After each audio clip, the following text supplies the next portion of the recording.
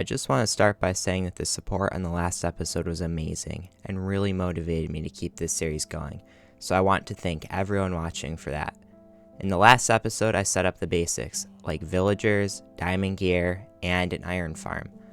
But this is a starting point for my world. I am set up to accomplish much more today, so welcome to episode 2. I started day 50 by looking at my storage system. This is honestly probably the most awful storage system I've ever had, so I needed to fix it as fast as possible. First, however, I'm going to need a real starter base, because this villager hut sucks. The villager houses are basically as close as you can come to homelessness while still technically having a home. I know I'm trashing on a house that I stole, but still, if I'm going to steal a house, it better be good. Unfortunately, it would be a while before I could move out, because I wanted my next base to at least be half decent. I do know that whatever I build will require a lot of wood, so I just chop spruce trees for an hour. But we don't have time for that today, so I'll show it to you in the form of a time lapse.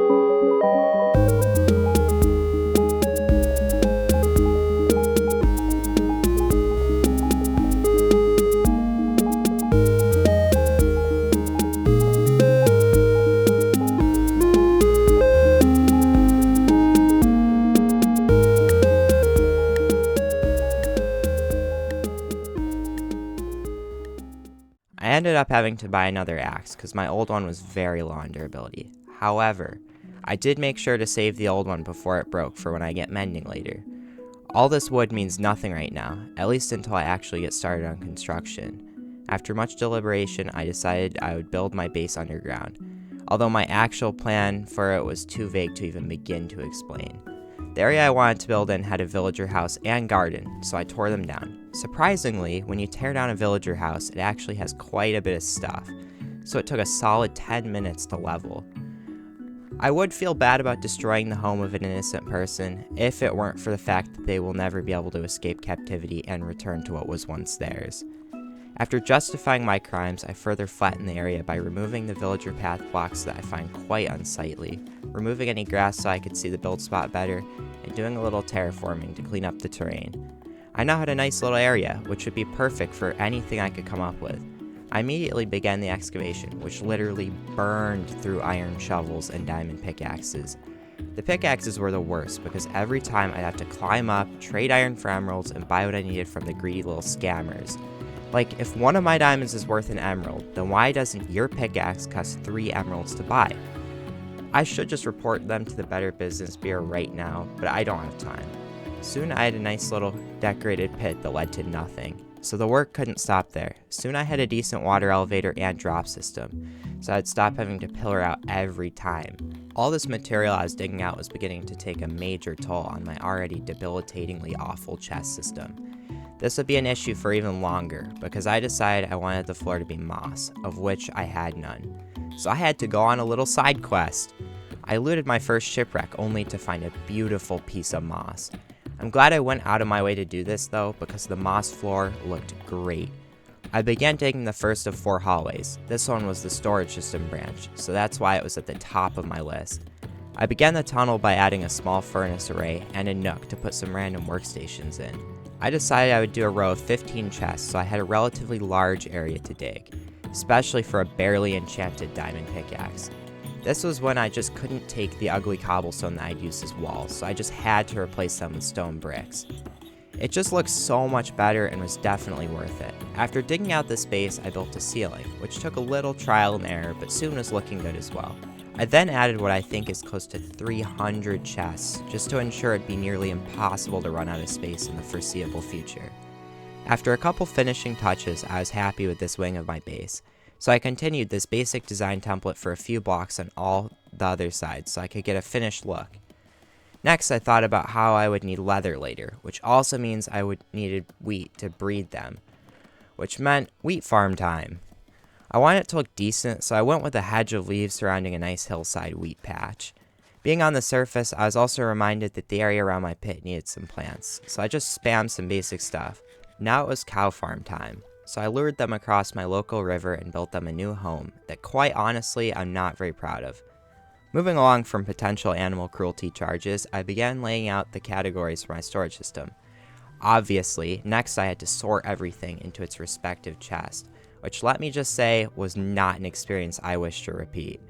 Now I really needed the before mentioned leather, so I kind of just went on a cow and horse hunting rampage. You know, you can't forget the horses because they have an equal right to be killed. I really didn't mind the hunt because it gave me a chance to explore my world a bit, which after sorting items for the last hour was great. The reason I needed all the leather was for my enchanting setup, because I needed a better pickaxe. I built a nice little room at the end of my chest to house all the enchanting stuff. With all my 45 levels from trading, it wasn't difficult to get a great enchanted pickaxe. New pickaxe in hand, I began mining out a hallway for my many hostages to be nicely lined up and ready for trades.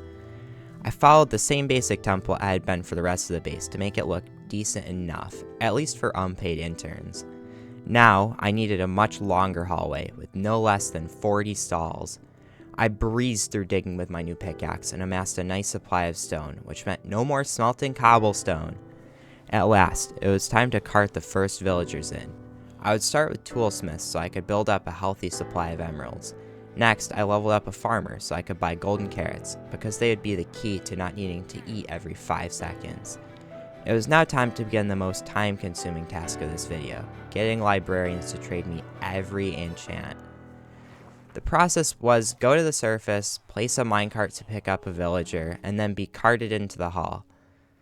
Next, I would break the minecart and begin the long process of breaking and replacing the lectern until I got my desired enchantment for a decent price. Working my way down the list of enchantments went pretty smooth, mental insanity aside. It was when I got to the final 2 enchantments that I wanted to lose it. I needed sharpness 5 and efficiency 5. Not exactly the best final trades to be looking for. I was taunted multiple times by absurdly high prices, but after suffering for about an hour, I got these last enchantments. For me, this was 12:30 at night, so I was exhausted, and finishing this was just such a huge win. Progress couldn't stop though, because I needed to put all these enchantments to use in maxing out my diamond gear. Many emeralds and a ton of trading for the sole purpose of XP later, I had myself maxed out. At least that is what I would say if I was a liar, because I still needed netherite and an elytra. So next, I put my new stuff to the ultimate test in the nether. I say ultimate test, but I barely even broke in the gear because the nether is just super tame when you have every enchant in the game. The reason I was here was to gather blaze rods, which I needed for Eyes of Ender. Not more than 10 minutes later, I had over 32 blaze rods, which would be plenty for my plan. Safely in the overworld, I set up a cleric to sell my pearls. This is basically the lazy person's method of getting to the end. Yeah, it's slower, but I don't have to sit in a work forest for 10 minutes. The first cleric who so graciously wasted my time didn't even give me the pearl trade, so I had to tolerate being scammed again, but at least this time I got what I wanted.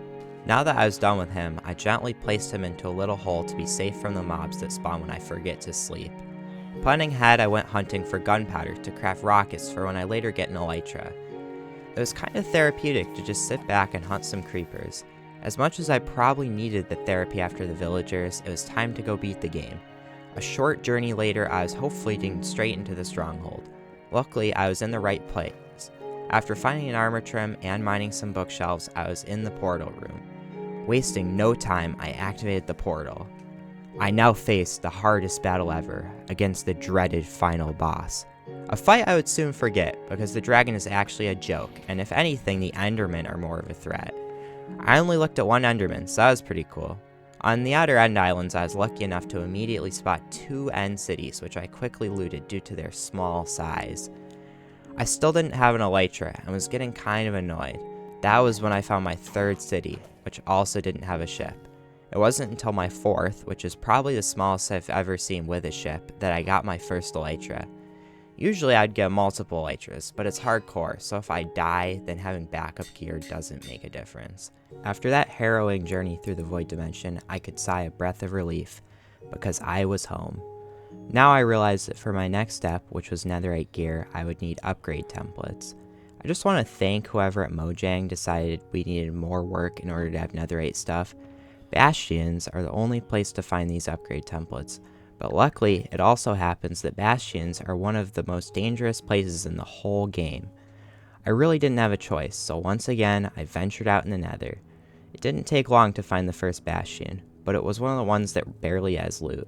I know some people immediately know what type of bastion they're dealing with, but I'm not one of them. That also means I'm at a much higher risk level because I have no clue what I'm doing. This makes for a very stress-free experience. I approached by air where I sniped as many piglins as I could, but this was slow and ineffective, so I had to just be brave and go in. I secured one chest which had pretty mediocre loot and far from what I was looking for. Finding nothing of any value, I moved on to the next bastion. Here, I found even less luck, even having my first near-death experience. I was just casually ready to turn a corner when I got a jump scare of a lifetime. The piglin brute was able to hit me twice before I narrowly escaped. On my fifth bastion, it was finally the one type that I actually knew has an upgrade template guaranteed. I was smart this time, digging a large hole in the ceiling, methodically shooting mini piglins, jumping in, grabbing everything, and rushing out. Now I could be done with these awful structures. My journey back was uneventful, and soon I was sorting away my loot. My final step was getting the actual netherite. I had a very sophisticated plan, which first would require a lot of rockets. So I spent the next 3 nights in a row gathering all the gunpowder I could. Finally, I needed several fire resistance potions. I was ready. I just had to go to the nether, sip a potion, and plunge into the lava. I could fly around and gather all the ancient debris until I had what I wanted. Usually I wouldn't use this method because a lot of the visibility down there is because of a no fog mod, which technically isn't an intended feature, but I was so tired at this point that I didn't care enough. The reason I needed so many rockets is because even with them you aren't propelled very far. Still way faster than swimming though. After about a half hour I had a stack, which was plenty for my purposes. Once home, I remembered that I still needed to craft the necessary quantity of upgrade templates, which requires quite a few diamonds. So once again, I was on another quest, this time for diamonds. A little while later, I had all the diamonds, which strangely were found mostly in large veins. I promise I didn't cheat because I found literally 0 for like 10 minutes, and then found a massive vein. After 10 more minutes of finding nothing, I found a second large vein. It was weird because I didn't find an unusual amount for the time I spent mining, but they were all found at once. Not caring much about this, I returned to the surface and crafted what I needed, as well as smelting up my ancient debris. As I applied the netherite to my armor, I rejoiced, because at last, I was done for today. In this episode, I did a lot. Finally building a starter base, complete with an actual storage system, developing an extensive villager trading hall, killing the ender dragon, and maxing out my gear. This may already be further than many people go in a Minecraft world, but for me, this is only the start of an exciting new chapter in my world, so I hope you'll stay tuned as I continue on my hardcore journey. Please subscribe if you enjoyed, and I'll see you in the next episode. Thanks for watching.